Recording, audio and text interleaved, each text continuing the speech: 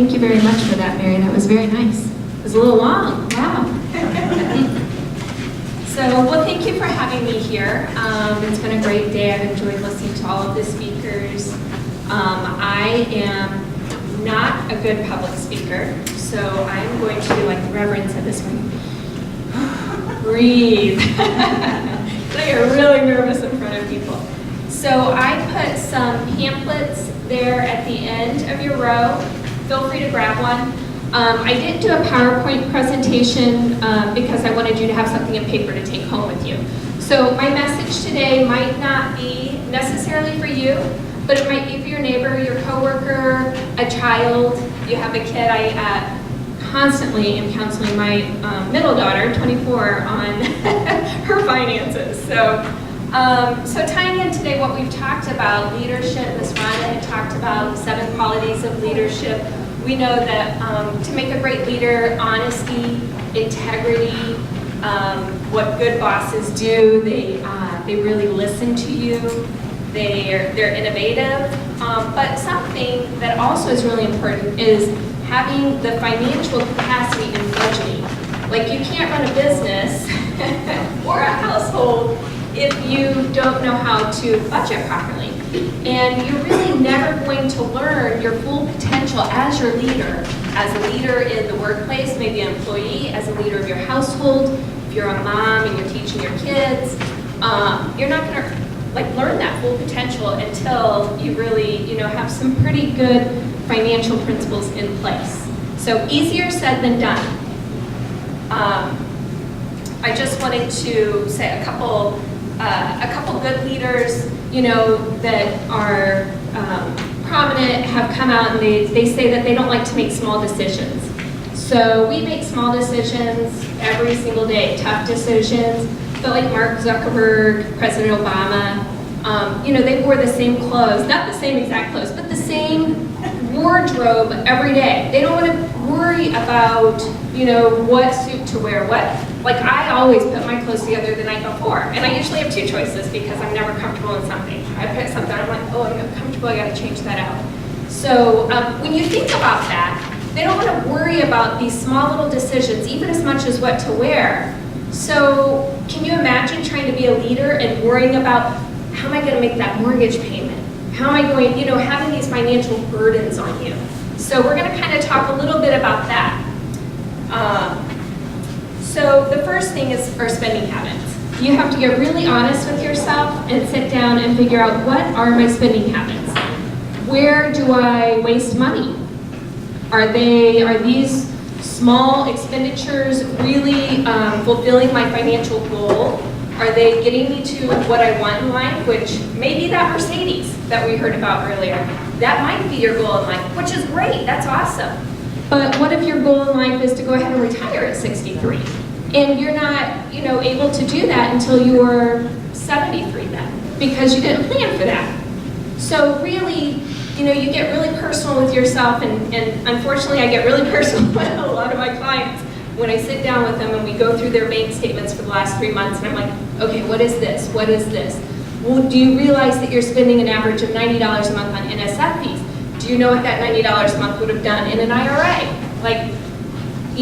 Just small little changes that you can make in your personal finances that will lead you to truly financial freedom.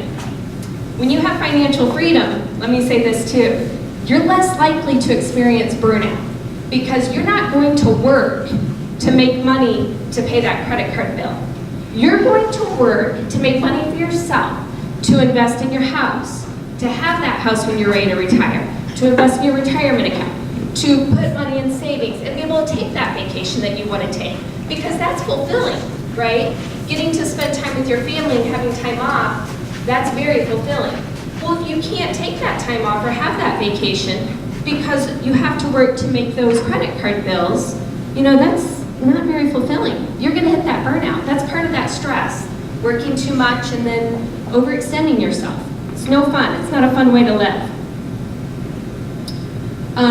Do you realize that, who do you think carries more debt, women or men? Women? Why do you think that is?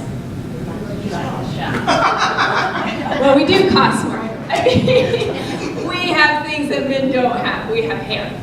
We have, if only I could like walk in and get my hair cut for, $12 like my husband does, and have 3 pairs of shoes, black loafers, brown loafers, and tennis shoes. I mean, it's just not, for women we have, makeup, and we have clothing, and we have to have 20 different pairs of shoes. I noticed a license plate in the parking lot. I wish I would have taken a photo, well, I couldn't show you anyway, but it said, shoes for me, S-H-O-Z, the number 4, and me. I don't know, will anybody claim that plate? it's out in the parking lot, which is awesome. If that really brings you, like, if that's your financial freedom, is being able to spend your discretionary financing, your discretionary money every month on a new pair of shoes, then that's great. Like, wouldn't you love to be able to go shopping every month and have the budget in there, your $50 for your shoes, and go shopping for your shoes? I mean, there's nothing wrong with that. What becomes a problem is when it's not in the budget, and then you're working to pay that credit card bill for those clothes. This is what I tell my 24-year-old.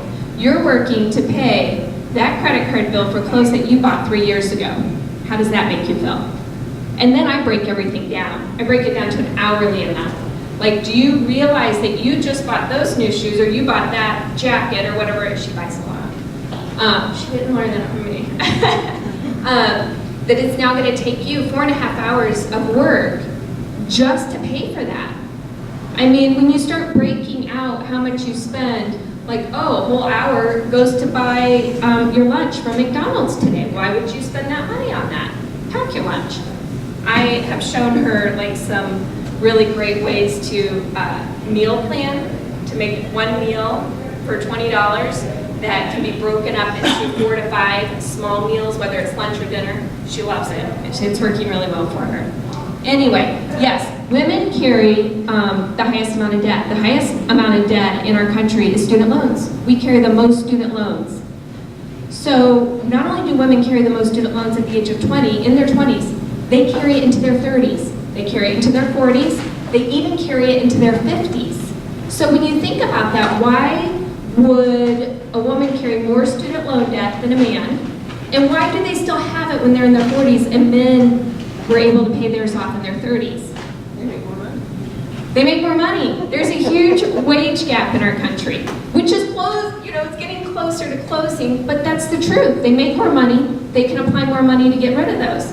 And then the second reason is women take time off of work. We take time off of work to take care of our family, take care of our parents, have children, raise our children before we go back to work.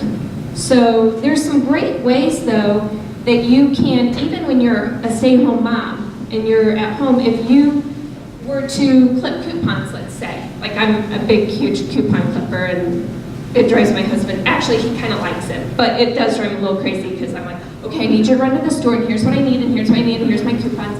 But if you were to pay yourself the amount that you're saving and take that money and put it into your own IRA while you're staying home, you now have an investment to go towards your retirement.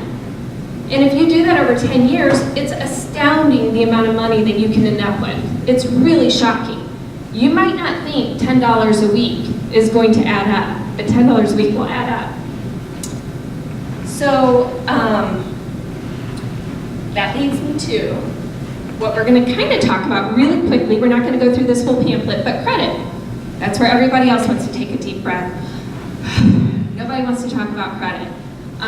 Credit is really confusing. None of it really makes sense. It's an algorithm that's run through a computer system. I have some percentages here that will help you figure out how to get a better credit score. But sometimes, a lot of people just feel in the dark. And like I said, this might not be, your credit scores could be 800, and that's awesome, but you might have a child who needs this information, or a neighbor or coworker, and feel free to pass this information on. But why do you think credit's so important? It affects every aspect of your life. If you apply for a job, they're going to run a credit report.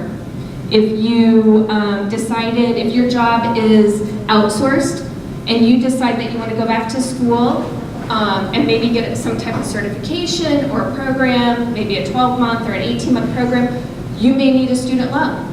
If your car breaks down, and you've been driving your car for 10 or 12 years, you now need to buy another car, you may need to get a loan for that.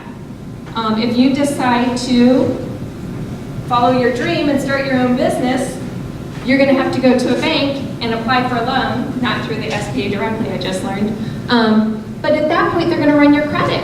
So it affects so much more than if you get approved for a credit card at Macy's. It affects more than what you're paying for your mortgage interest rate, which that can add up a whole lot over 30 years. You know, it's every aspect of your life at this point. Credit scores didn't even come into existence until like the end of the 90s. Like, it's shocking, it shocks me anyway, that we're 20 years into credit scores and how they have taken on just such a life of their own. So in this little pamphlet here that I've given you, I have given you all sorts of information to explain to you what to do about credit. First thing you need to do, check it. Okay, you get, by law, you get a free annual credit report. This is not an inquiry into your credit, so you won't lose any points for it, but check it. Check over all the information, make sure it's correct. I'm a resource for you. If you aren't sure what's good, if you aren't sure how to take care of something, my contact information is on here. Call me, email me, we can go over it together. So you just want to make sure everything's correct. And then once everything's correct and everything's good, start looking at what can be gone. So if you want to plan to get rid of your debt, you know, there's some resources out there. I put them on the last page here. Dave Ramsey is awesome. So I don't know if any of you have heard of Dave Ramsey, if you've read any of his stuff. His program is awesome. I mean, if you want to talk about, you know, really buckling down and getting rid of debt in a 5-year plan, that's great. Maybe there's too much debt to get rid of in 5 years. I mean, maybe at that point you need to look for a different resource, like CCCS. That's a non-for-profit that will set you up on a debt management payment plan. Hurt your credit initially, but if you can get out of debt in 5 years, why wouldn't you do that? So all of these things are, you know, to lead you down the path of financial freedom. And then, by having financial freedom, you're really going to become the leader that you're meant to be. So, thank you for your time. Oh, last thing. I have 2 books here that I'm going to set down here. If you would like to borrow these, I have a bunch of books in my office. So if you'd like to borrow these, please feel free to take them. If you want to give them back to Mary when you're done reading them, or pass them on to other people, my name and phone number's in them. If I don't get them back, it's fine. I have other copies of them. But Smart Women Finish Rich is one of them. And rich doesn't mean that you're going to be a millionaire. It's not winning the lottery. It's not like you need $10 million or anything like that. It's more about paying yourself. So that's the #1 principle of this book. You work hard, pay yourself first. So put yourself $10, $20 aside every paycheck. Put it in savings, put it to an IRA. Jim and Lottie can help you with that. Put it into your retirement plan. Just whatever you need to do, pay yourself first.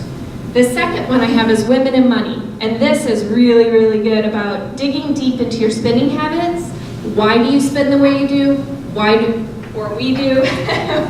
we have those bad habits set up, and how do we break them? So Susie Orman is a great resource. I don't know if you've ever watched any of her shows. I'm a nerd. My kids are like, seriously, Mom, what do you find so interesting about this? I'm like, I love it. So both these books are here for you. I hope this information is beneficial to you and helpful and valuable. So thank you very much for your time. Have a great day.